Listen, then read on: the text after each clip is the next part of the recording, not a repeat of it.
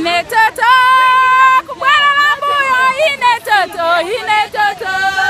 kubwelela mbuyo, ine toto kubwelela mbuyo, ine toto kubwelela mbuyo, ine toto nalanzanga awa, ine toto kubwelela mbuyo, ine toto nalanzanga awa, ine toto kubwelela mbuyo, ine toto kubwelela mbuyo, ine toto kubwelela mbuyo, ine toto kubwelela mbuyo, ine toto kubwelela mbuyo, ine toto nalanzanga awa, ine toto kubwelela mbuyo, ine toto nalanzanga awa, ine toto kubwelela mbuyo,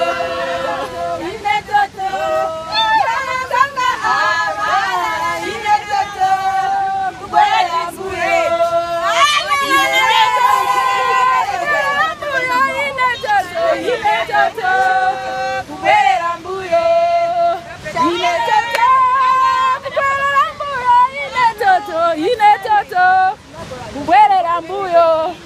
You know what it means?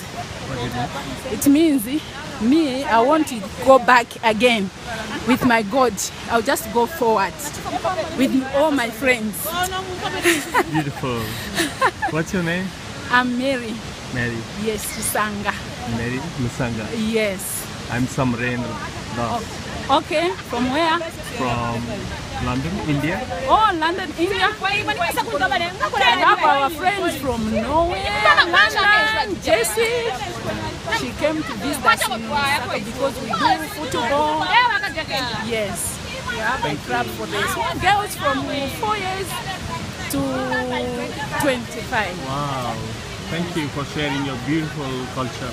Thank you and very song much. and You are welcome. Thank you. See you. May God bless you. We love you. we love you too. Thank you.